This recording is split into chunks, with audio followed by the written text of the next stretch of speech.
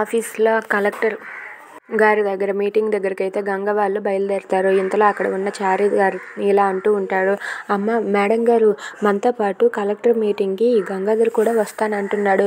అసలు ఈ గంగాధర్ ఎందుకు మేడం గారు, వీడు కరువు దండగా, మనకొద్దని చెప్పేయండి మేడం గారు, మనం వెళ్తే సరిపోతుంది కదా, ఈ గంగాధర్ ఎందుకు మేడం గారు అని చెప్పి అంటూ ఉంటాడు. అది వినగానే అక్కడ ఉన్న గంగ అయితే పర్వాలేదు గంగాధర్ గారిని కూడా రమ్మనండి అని చెప్పి అంటుంది. అది వినగానే చారి గారు అయితే ఒక్కసారిగా షాక్ అయిపోతారు. ఎందుకు మేడం గారు, అసలే కారులో మనమే సరిపోతాం, ప్లేస్ కూడా చాలదు, వద్దు మేడం గారు, ఈ గంగాధర్ అసలు వద్దు అని చెప్పి అంటూ ఉంటాడు. అది వినగానే గంగ అయితే పర్వాలేదు కలెక్టర్ గారి మీటింగ్కి గంగాధర్ గారిని కూడా రమ్మని చెప్పండి అని చెప్పి అంటుంది. అది వినగానే గంగాధర్ గంగ వైపు అలా చూస్తూ ఉండిపోతాడు.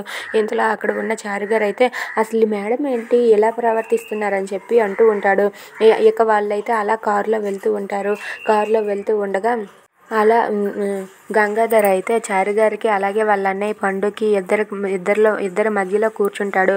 వాళ్ళిద్దరి మధ్యలో కూర్చొని అద్దంలో నుంచి గంగనైతే అలా చూస్తూ ఉంటాడు. ఇక ఇదంతా చూసి చారి గారు అయితే ఒక్కసారిగా షాక్ అయిపోతారు.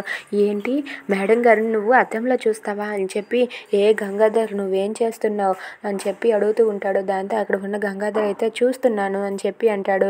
ఆ మాటకు చారి గారు అయితే ఏం చూస్తున్నావు అంటే, నేను రోడ్డును చూస్తున్నానండి అంటే, లేదు నువ్వు మేడం గారిని చూస్తున్నావు, నేను చూశాను, నువ్వు మర్యాదగా ఆ చూపును తిప్పుకో, లేదంటే నీకు మర్యాద ఉండదు, నీకు నేను ఏం చేస్తానో నాకే తెలియదు అని చెప్పి అంటూ ఉంటాడు. అది వినగానే గంగాధర్ అయితే నా ఇష్టమండి, నేను చూసుకుంటాను, నా కళ్ళు మీకెందుకండి మధ్యలో అని చెప్పి గంగాధర్ అంటూ ఉంటాడు. దాంతో చారి గారు కోపంతో రగిలిపోతారు.